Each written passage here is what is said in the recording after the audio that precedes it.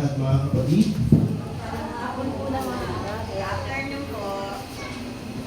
Ang mabuting balita ng Panginoon ayon po kay Juan, Kabanata 6, talata 41 hanggang 51. At ito po yung sinasabi ng Ebanghelyo ni Juan. John chapter 16, verse 41 to 51. Chapter 6, verse 41 to 51. Nagpulong-bulungan ang mga Hudyo dahil sa sinabi niya, "Ako ang pagkain bumaba mula sa langit." Sinabi nila, "Hindi ba ito si Jesus na ni Jose? Kilala natin ang kanyang ama't ina. Paano niya ngayong masabing bumaba ako mula sa langit?" Kaya't sinabi ni Jesus, "Huwag kayong magbulong-bulungan. Walang makakalapit sa akin, malibang dalhin siya ng amang nagsugo sa akin. At ang lalapit sa akin ay muli kong bubuhayin sa huling araw." Nasusulat sa aklat ng mga propeta at silang lahat ay tuturuan ng Diyos. Ang bawat nakikinig sa Ama at natututo ay lalapit sa akin. Hindi ito nangangahulugang may nakakita na sa Ama. Yung nagmula sa Diyos ang tanging nakakita sa Ama. Sinasabi ko sa inyo, ang nananalig sa akin ay may buhay na walang hanggan. Ako ang pagkain nagbibigay buhay. Kumain ng mana ang inyong mga ninuno nang sila'y nasa ilang, gayon may namatay sila. Ngunit ang sino mang kumakain ng pagkain bumaba mula sa langit ay hindi mamamatay. Ako ang pagkain nagbibigay buhay na bumaba mula sa langit. Mabubuhay magpakailanman ang sino ang kumakain nito, at ang pagkain ibibigay ko sa ikabubuhay ng sanlibutan ay ang aking naman. Mga kapatid, ang mabuting balita ng Panginoon. Amen. Sabihin nga natin, Panginoong Hesus, Ikaw ang aking Diyos. Ikaw ang aking Panginoon. Ikaw ang aking tagapagligtas. Ikaw ang hari ng mga hari. Amen. Tayo po mga kapatid. Salamat sa Panginoon at ako po ay muli pong na-assign. Noong nakaraan po, ako po hanap po ma-assign dito na meron naman po kami lakad po ni Brother Ray at biyaya po ng Panginoon at sakto po na ako po na na-assign. Alam niyo po, pagdating sa pagsamba, talagang pag sumamba ka talaga, sabi nga, yung worship is atmosphere. Diba, no? Kapag sumasamba ka, inaanyayahan mo yung Diyos, yung presensya niya. Kaya, sa mga sabungan, pag may nagsabong, ang presensya ng mga sabungero. No? Nandiyan yung mga sabungero, yung isip niyan, malalaking pusta. Yung iba naman, bago pumunta doon, ina-expect na nila, mananaling alaga nilang manok. At nangyayari nga. No? Ngayon, kung ganun po yung expectation ng mga sabungero, nangyayari dahil sa alaga nilang mga manok, lalo na ang Diyos ay hindi mahirap imbidahin sa pagsamba. Kasi bakit? Sumasamba po tayo dito, pero maraming taong hindi sumasamba. Kaya, once na kayo po ay sumasamba, tuwing araw ng Friday, ang Lord nga po ay bumababa kasama po. Kaya, mararamdaman mo po yung presence ng Panginoon. Like, Saul, no? Si Saul, bago siyang gawing king, mga kapatid sa Panginoon, ang dami pong mga sign, no? Pero yung pinakamatinding sign doon, na si Saul na pinaglakad ni Samuel, mga kapatid ko, nung pinaglakad siya, nakita siya ng mga propeta kung sumasampa. Nang siya po'y nandoon na, napadikit na, talaga nandoon na, naramdaman niya na yung presence sa pagsamba. Kaya ngayon, sumamba na rin si Saul. May mga nakakita sa kanya. Nang makita niya, sabi, prophet na rin ba si Saul?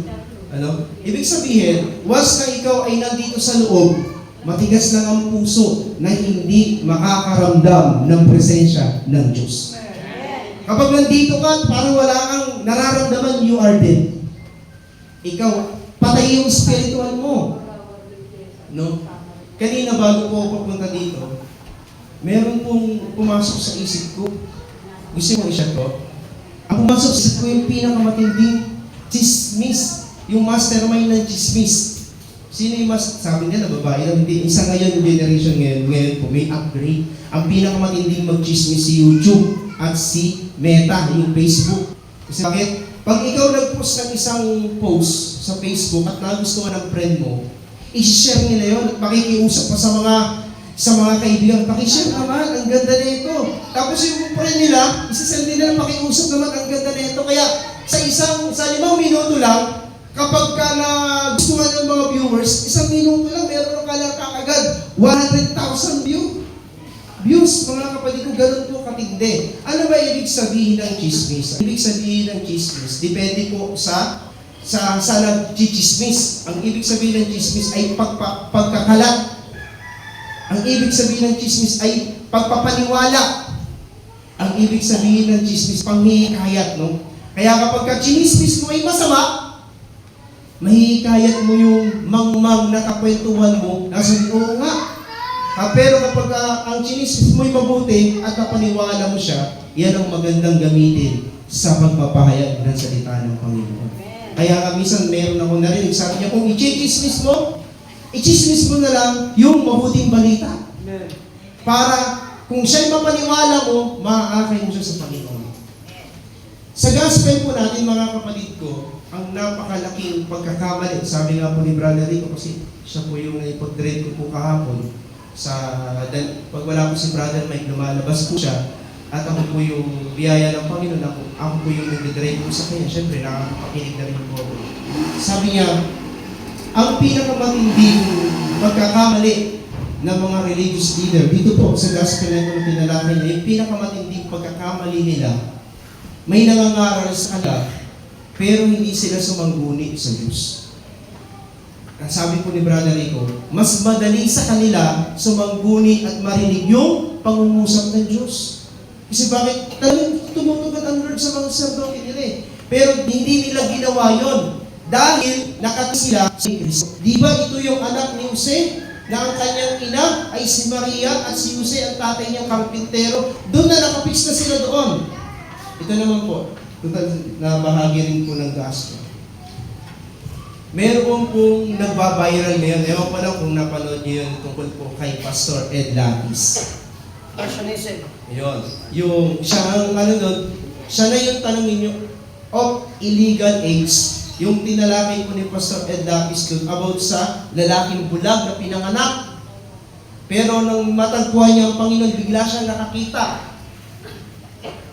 Nung pinanood, 1 oras po kasi yun eh. Kaya nga lang yung mga vloggers gusto nilang sumikat, kinote lang nila yung sa Genesis, yung El Elyon at saka yung Yahweh stick. Yung Yahweh stick po kasi, comparison po, nung pinapanood ko po yun na-summarize ko po na ang ibig sabihin ko, iparating Pastor Ed Lapis, yung comparison po, nung panahon ni Yahweh, talagang medyo malupit si Yahweh. Kasi bakit? Yung mga Israelita, naalipin ng maraming bansa. And then ngayon, pag hindi magiging malupit si Yahweh, yung tunay na Diyos, hindi siya papatay. Hindi siya papatay para sa Israel. Bakit niya ginagawa yung pagpatay? Bakit niya ginagawa yung pagparusa? Para patunayan, iba yung Diyos ng Israel, Diyos ng mga Diyos-Diyosan ng mga kalapit na bansa nila. Kaya yun yung pagpaliwanag sa Lapis na parang darkness sa side ni Yahweh. Kasi bakit? Si Yahweh, nung panahon ng mga Israelita, the Old Testament, si Yahweh talaga malupit. Yung isang kaharian nga inutusan niya patayin lahat Pero si Saul lang, sinalaki niya, meron siyang binuhay yung king, di ba? Pero bakit ang reason? Bakit pinapatay ni Yahweh yun? Kasi pinapapatay ni Yahweh yun para walang matirang lahi sa lugar na yun. Para yung lahi na yun ay matupok at yung lahi ng Israel na mailagay doon. Kaya nga lang po, yun yung pagpapaliwanag na pagkabaguhan ka talaga sa pakikinig at di ka nagbabasa ng Biblia, include mo talaga na masama ang Diyos. Pero ito na ngayon, sabi niya nang dumating si Jesus, nang imulat ni Jesus yung mata ng lalaki, mula sa pagka 40 years na siya, nang doon lang siya nagkaroon ng makakita dahil nga binuksan ng Panginoon yung kanyang mata, dating bulag nakakita, na dinig lang nakikita niya. This is the life of the status of Israel. Yun ay katulad ng kalagayan ng Israel, yung example na literal na ginawa ng Panginoon. Pero yun talaga yung kalagayan ng buhay ng mga Israelita. Nasa lilim sila. Kasi yung mga leaders nila, yung mga Yahwistic, mga kapatid ko, yun pa rin yung kanilang pinatutupad sa panahon nila nang dumating ang Panginoong Isus. Gusto ng Panginoong Isus, lumaya yung mga Israelita sa dilim ng kahapon nila.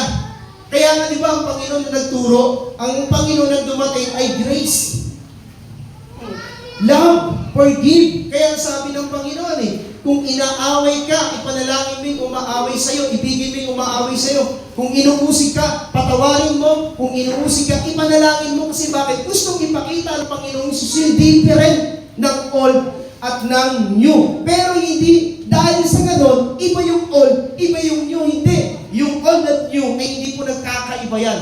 Isa lamang po yan.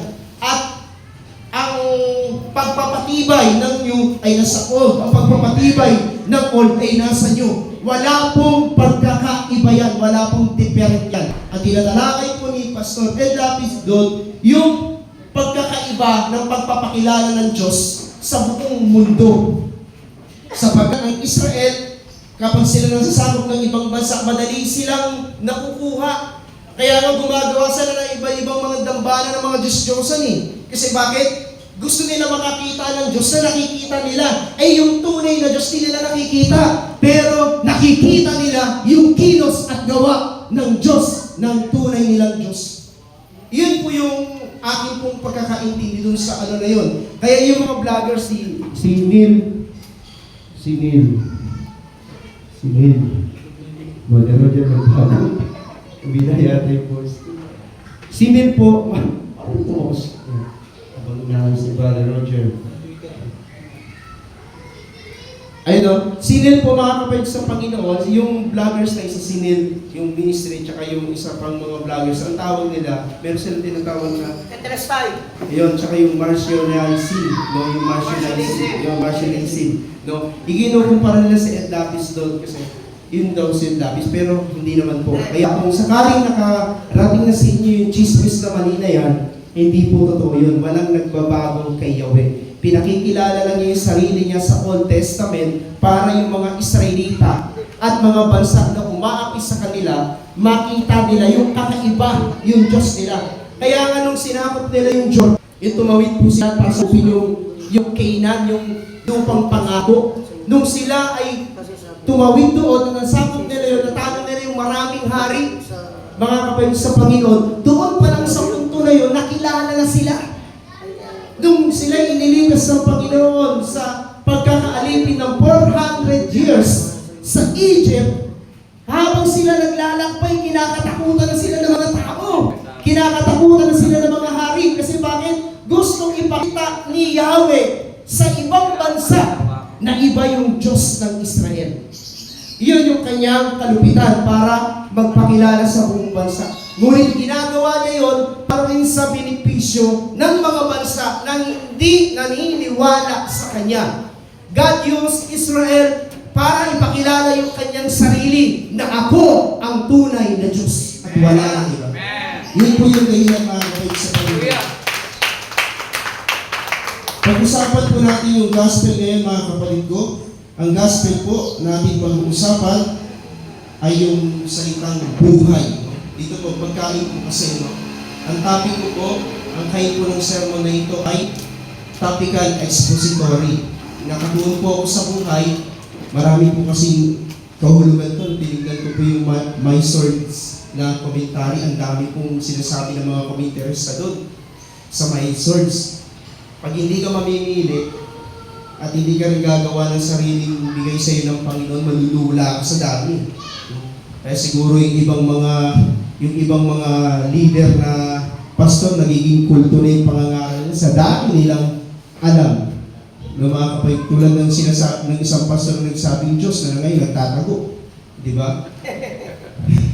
Nagtatago siya ngayon, mga kapatid ko. Buhay po yung ating pag-uusapan.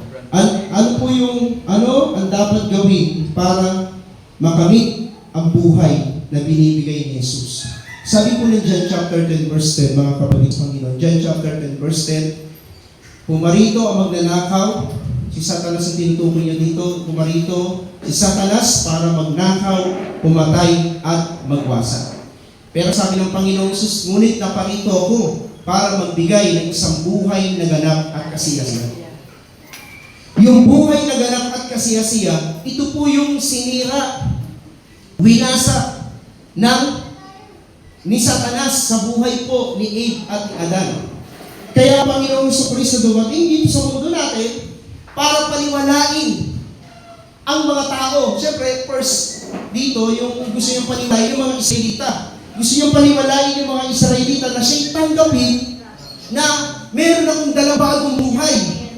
Mga kapatid ko, sabi niya sa mga Israelita, at yung buhay na ito, pag ito'y tinanggap ninyo, yung nawala sa inyo, yung sa inyong mga ninuno, ay babalik sa inyo. Ngunit, yun nga, tulad ng sinabi ko kanina, hindi nila tinanggap ang Panginoon. Ang unang dahilan, mga kapatid sa Panginoon, kasi nga, yung buhay ni Kristo. Ano yung buhay na binibigay ng Panginoon sa Kristo?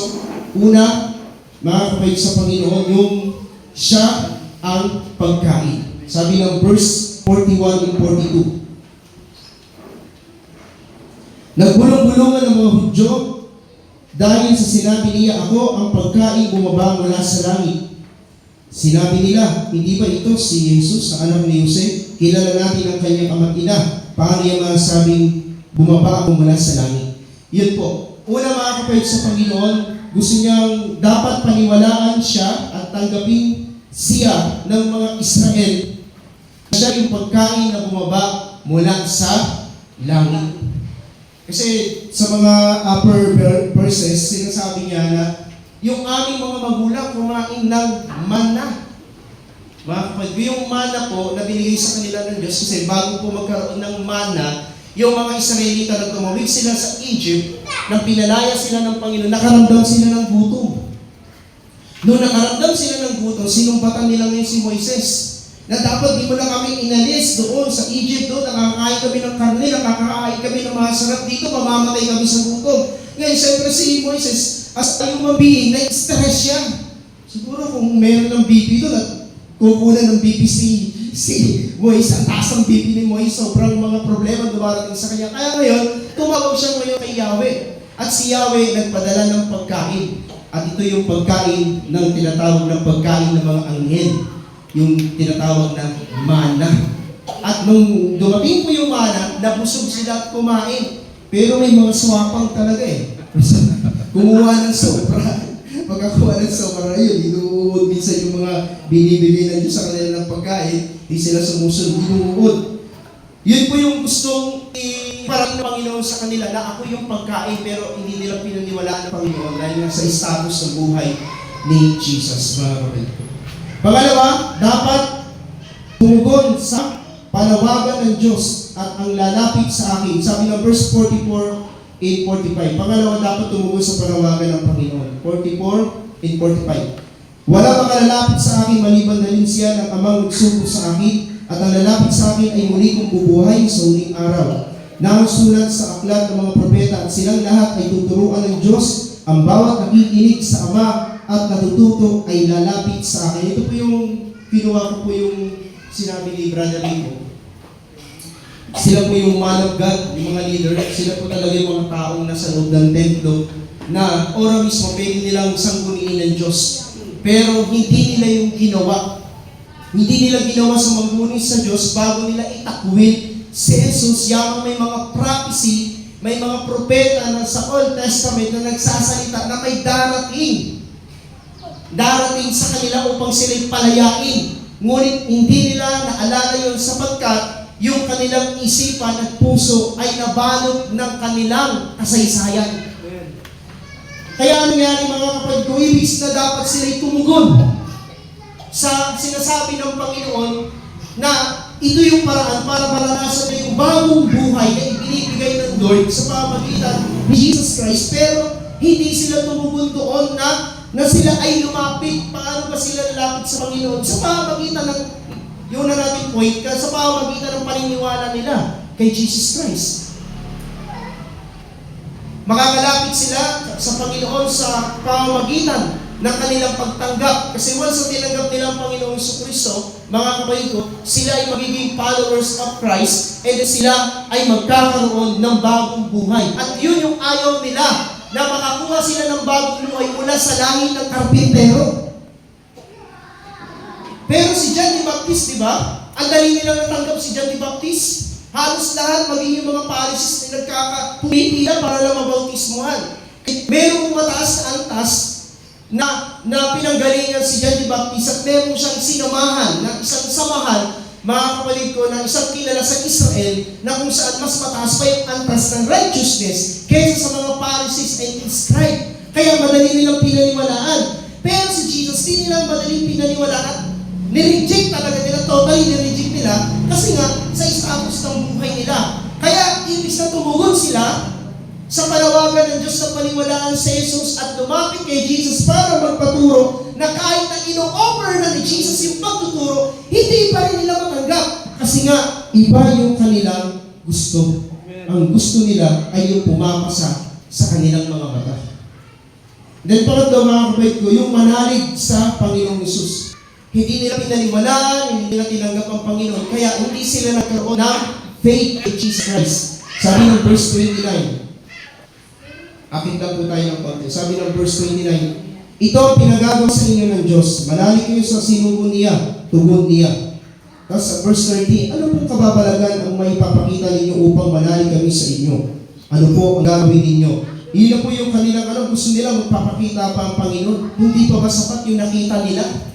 Meron na sila nakita pero hindi yung naging sapat kasi nga ayaw talaga nila kay Jesus. Ano yung nakita nila?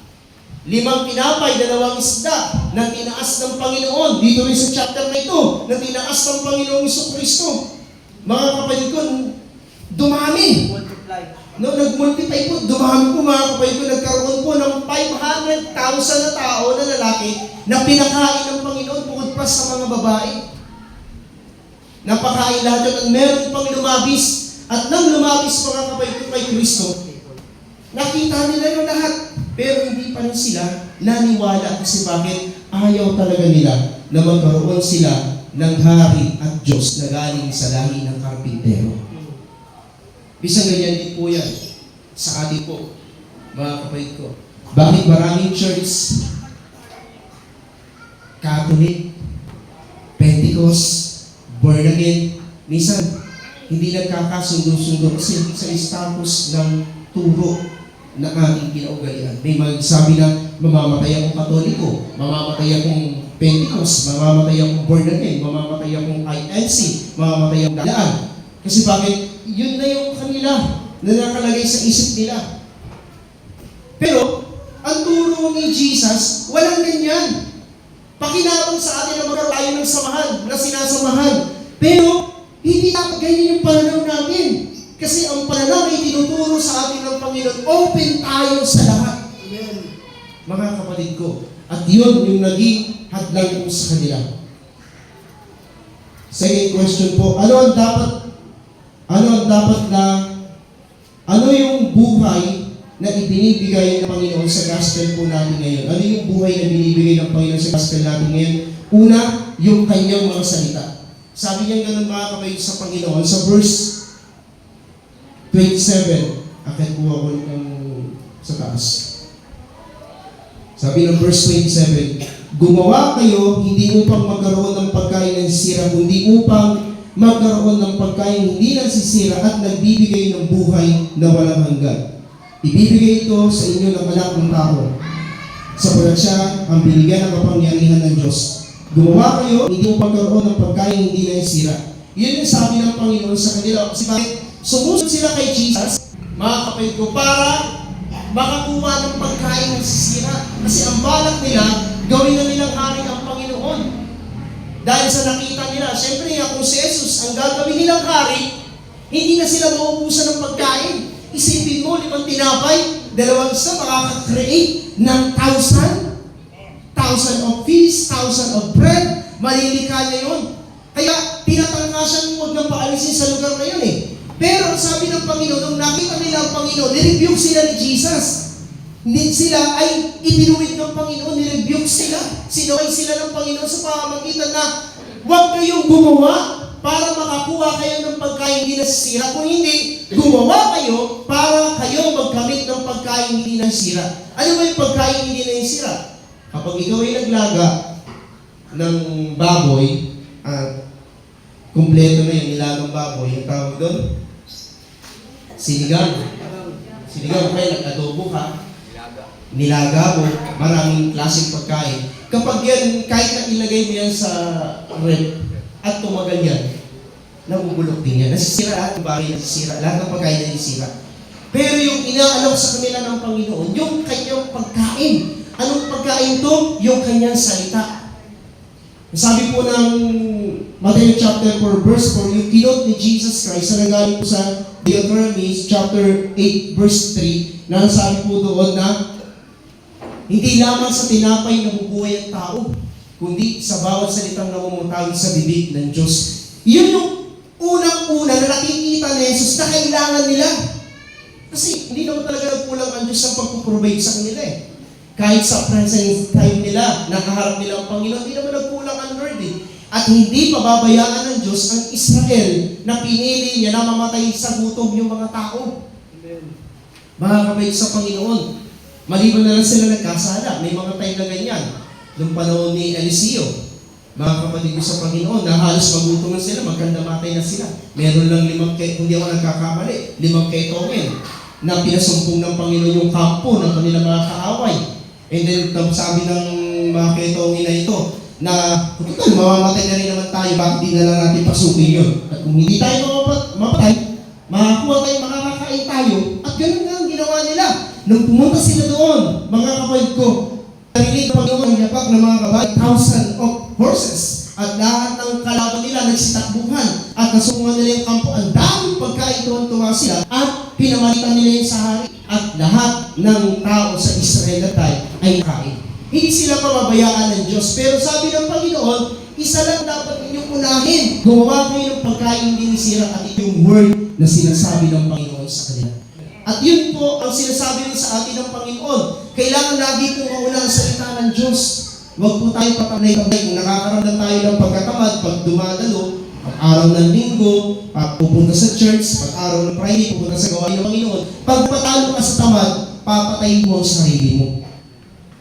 Bagamat sinabi ng Panginoon, ang sino mang kumakain na pagka binibigay ko hindi nagugutom, it is symbolic na sinasabi po ng Panginoon ito. Kasi kapag ang tao po nakapakinig ng salita ng Diyos, naramdaman siya ng eagerness sa kanyang espiritu, sa kanyang pagkatao, na na isabuhay ang salita ng Diyos sa kanyang buhay. Pero once na ang salita ng Diyos hindi natin sinabuhay, para tayo nakakaramdam ng pagkagutom. Spiritual po yun, hindi po literal na pagkagutom. Spiritual na nagsisis tayo kasi hindi natin ginawa yung pinagagawa ng Panginoon sa buhay natin. Kaya, sabi ng Panginoon, gumawa kayo ng pagkain hindi nasisira.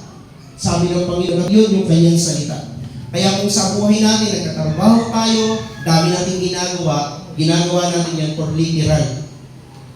Pero dapat meron tayong pinakaunang-una na hindi natin pababayaan, yun ay ang spiritual na pagkain. Kaya, yan po yung hamon sa atin ng Panginoon, na kung tayo masipag sa mga gawain para lang makinabang tayo financially, para na tayo makakain, para tayo makapagbayad ng kuryente, etc., etc., ang hamon ng Panginoon dapat lagi pa rin una ang kanyang salita. Pangalawa, yung kanyang katawan. Ito na po, pumasok na po dito yung verse na ito, no? Sabi po dito sa verse 41. Nagpulong-pulungan ang mga Hudyo dahil sa sinabi niya, ako ang pagkain bumaba mula sa langit.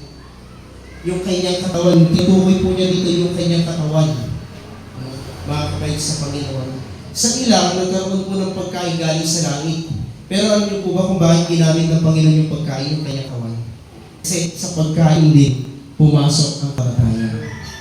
Genesis chapter 2 verse 15, nang nilagay ng Panginoon sa halamanan ng Eden, si Ad at si Adam, pinagbawalan sila, binilinan si Adan, and then di ko lang alam kung hindi na kompleto yung sinabi ni Yahweh kay Adan, na sinabi niya kay Eva, Kasi wala naman tayo doon, no? Hindi ko alam kung full information yung sinabi ni Adan kay Eva. Kasi nung tinatalay siya sa Genesis chapter 3, nung tinutokso na si Eva ni Satanas, nagko-conversation na sila, wala siyang halos masagot na sinabi niya.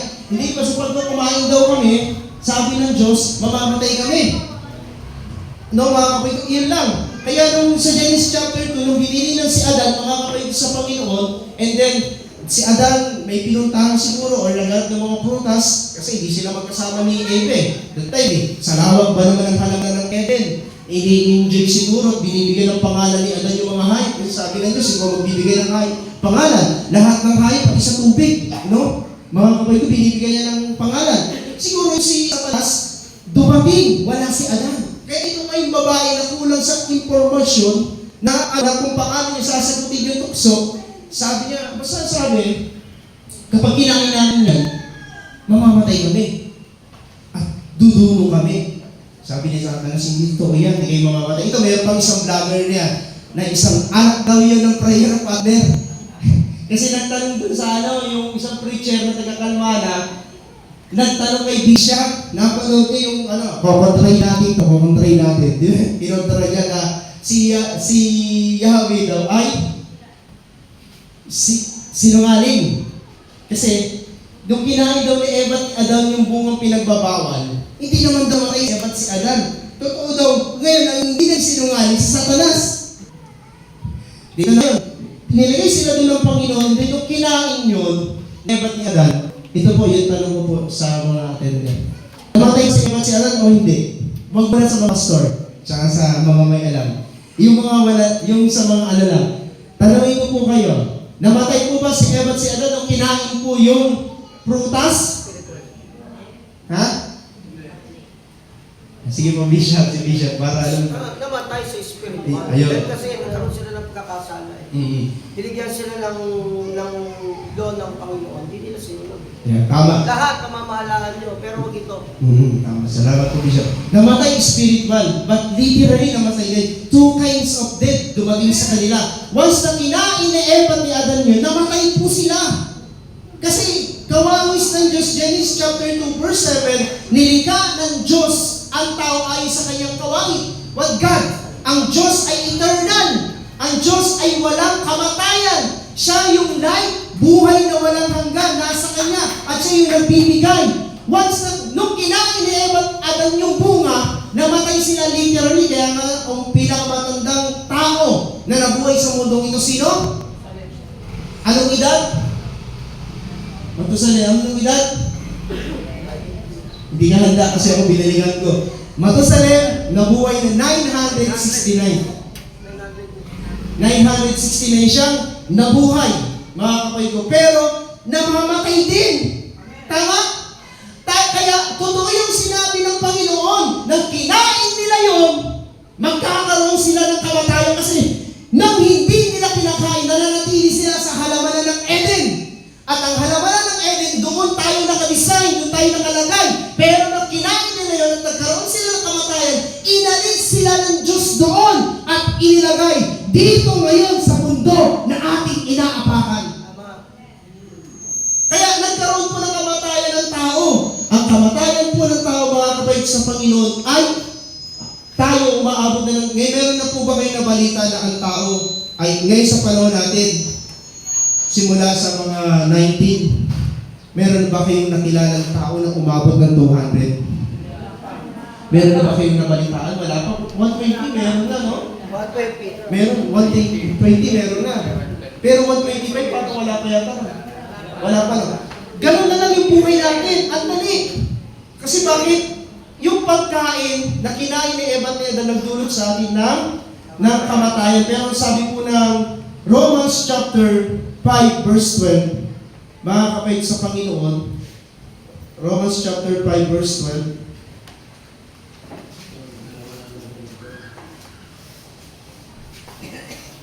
ang kasalanan ay pumasok sa sanlibutan sa pamamagitan ng isang tao at ang kanyang kamatayan sa pamamagitan ng kasalanan niya. Dahil dito, lumaganap ang kamatayan sa lahat ng tao sapagkat ang lahat ay nagkasala. Tulad sinasabi po ni Bishop, no? ito po ay spiritual and literal. Nang kinain ni Eva at ni Adan, yung bunga pinagbabawal, dumating sa kanila yung spiritual death. Yung pagkahiwalay sa Diyos nung sila'y pinalayas ng Diyos, yun ay sign ng kanilang pagkahiwalay. Ang pagkahiwalay sa Diyos ay kamatayan. Mga kapatid ko, kapag ang tao po, hindi nagtuluyan, nagbago, even ako, kahit nananampalataya o hindi ka nananampalataya, basta ikaw ay hindi talaga totoo na naging pagbabago sa buhay mo, pagdating ng paghuhukom, eternal life, mga kapatid ko, hindi mo makakamit, pero yung ikalawang kamatayan, unang kamatayan, yung kamatayan doon po sa halaman ng Eden, then pangalawang kamatayan, yung judgment na dadalhin ang tao doon sa naglalawang apoy. Yun po yung kamatayan na tinutukoy po dito sa Biblia. Kaya ang sabi ng Panginoon, ang sino man tumatanggap ng aking katawan at dugo. Alam niyo po, sabi ni Brother Lando Flores na nag-uusap kami ng Martes, matindi yun si Brother Lando Flores. Alam niyo po ba kung ilan ang bilang ng tao sa mundo ngayon? Sino nakakaalam? Ang populasyon ng tao sa mundo ngayon. Si Lando, alam niya. Kaya nabahagi sa akin siya.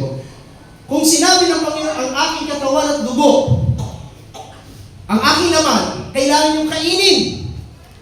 Sabi niya gano'n, kung kakainin yun, Lord, ang makikinabang lang yan, yung mga alagad niya, hati-hatiin yung isa, kay Pedro, itong isa kay Andres, yung pakanya, kay ano. Ibig sabihin nyo, 12 lang kakain. Paano sa panahon natin ngayon, ang populasyon natin ay 8 billion. Mga kapatid sa Panginoon sa buong mundo. Paano yan kung hindi makakain lahat? Ito na ngayon, sinasabi dito ay yung kanyang kamatayan.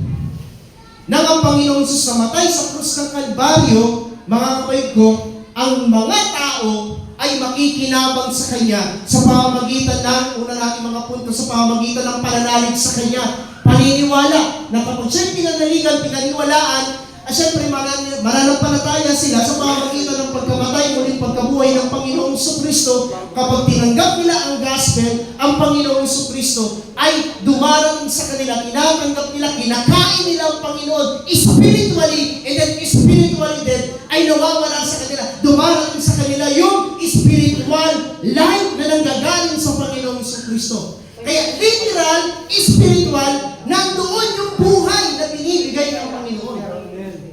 Kaya sabi ng Romans chapter 5 verse 17 ay ganito. Sa pamamagitan ng isang tao si Adan, naghari ang kamatayan dahil sa kanyang kasalanan. Ngunit sa pamamagitan din ng isang tao, si Jesucristo, higit ang kinamtan ng mga kinahabagan ng sagana at pinawalang sala. Sila'y maghahari sa buhay kay laki ng kahigtan ng pagpapalang ito kaysa kasawian na ginawa ni Eva at ni Adan. Kaya sabi ng Panginoon sa verse po ng Ebanghelyo po natin sa John chapter 42, mga kapatid ko, chapter 6 verse 42, sabi niya dito, sa verse 41, nagbulong-bulungan ang mga Hudyo dahil sa sinabi niya, ako ang pagkain bumaba mula sa langit. Kaya kailangan kainin nila yun. Sa pamamagitan ng pananalig at pagtanggap at pag ginawa nila yon, John chapter 3 verse 16, ang sino man tumanggap sa Panginoong Hesus ay magkakaroon ng buhay na walang hanggan. Yan yung pangatlong point dito sa second question, mga kapatid ko. Sa verse 47, sabi niya ganito, sinasabi ko sa inyo, ang nananalig sa akin ay may buhay na walang hanggan. Yun yung inaalok ng Panginoon, yung buhay na daladala niya, na sinira, binasak, inakaw ni Satanas. Inaalok niya yung unang-una sa mga Israelita. Pero alam niyo po ba, ang ngayon ang Israel, iilan lang ang populasyon nila. Nung nakaraan pong pinanood ko, yung isang Christian doon, 8% pa lamang sa Israel ang naniniwala kay Jesus. Di ko lang alam yung ladies ngayon. Baka nadagdagan yun, naging 10% na. Pero 90% pa rin yung hindi naniniwala. Mga kapatid ko kay Kristo. Kaya yung buhay na walang hanggan, mga kapatid ko, ay kukunti pa lang nagkakamit sa kanila. Kaya mga kapatid ko kay Kristo, yun ang sinasabi ng Panginoon sa kanila. Kayo'y manalig sa akin sapagkat may dala akong buhay. yung buhay ng salita, yung buhay ng pagkamatay ko, at yung buhay na walang hanggan na nawala sa inyo. Nang kinain ni Eva at ni Adan, yung bunga pinagbabawal, yung buhay na walang hanggan na wala sa tao. Ba't hindi kayang pigilin at sirain at hadlangan ni Satanas lahat ng plano ng Diyos sa buhay ng tao? Kaya binigay ng Diyos ang kanyang anak na si Jesus upang mag-ayos, upang ibalik lahat na nawala sa tao sa pamamagitan ng pagsuway nating mga tao. Kaya sabi ng Panginoon, sino man sumampalataya at manalig ay di parurusahan at kundi magkakaroon ng buhay na walang hanggan. Kaya meron po tayong buhay na walang hanggan sa pamamagitan ng ating Panginoon sa Kristo. Ito yung pangatlong buhay, ito yung pang-apat na buhay, mga kapatid ko, na may katiyakang binibigay ng Panginoon. Ano po yun? Sinama kaya po topical kasi lumabas po ako sa gospel natin na meron pong galing sa gospel na meron tayong kinuha sa iba. That's the tactical, mga kapatid sa Panginoon. Sabi po ng 1 Thessalonica, unang Thessalonica chapter 4 verse 13, mga kapatid sa Panginoon, ay ganito. Babasahin ko na lamang po yung sa chapter 4 ng Thessalonica, sa verse 17 na po. Verse 15, sabi niya, ito ang aral ng Panginoon na sinasabi namin sa inyo. Pagparito ng Panginoon, tayong mga buhay ay hindi na mauuna sa mga namatay. Sa araw na iyon, kasabay na malakas na tunog ng trompeta, sa araw na iyon, kasabay na malakas na utos ng tinig ng arkanghel at ng trompeta ng Diyos, bababa ang Panginoon mula sa langit, bubuhayin muna ang mga namatay na nananalig kay Kristo. Kaya tayo lahat na nananalig sa Panginoon sa huling araw, tayo yung unang bubuhayin. Yung mga buhay kakat na kuya na isang mata, at doon tayo matitipon, mga kapatid ko, sa alapaap ng Ted Herbert at ng Panginoon sa Kristo, ay makakapiling natin, mga kapatid ko, si Lord na kung saan niya tayo ilalagay. No? Then, titigmayin ang mundo ito. Kaya makita po natin yung magandang plano at alok ng Diyos sa Israel na hindi na tinanggap, pero sabihin mo sa iyong katabi, mapalad ka dahil tinanggap mo yan. Amen.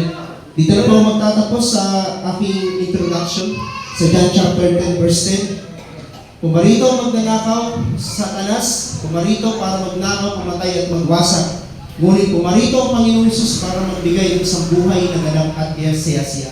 Ang buhay natin ay walang saysay, ang buhay natin ay sa kapahamakan, ang buhay natin ay sa kahatulan. Pero nang umibig ng matindi ang Diyos sa kasalanan na ginawa ng tao, nang umibig na matindi ang Diyos sa tao, dahil alam niyang walang magre-rescue sa tao dahil sa kasalanan na kanyang ginawa, nang umibig ng matindi ang Diyos, binigay niya kahit ang naging sa iyang anak para isave tayo sa lahat ng kapahamakan dulot ni Satanas.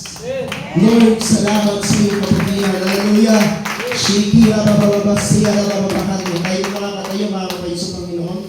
Salamat sa ating Panginoon. May magandang plano ang Lord sa buhay po natin, mga kapatid ko kay Kristo. Hallelujah, Jesus. Ang Panginoon po ang kasapatan ng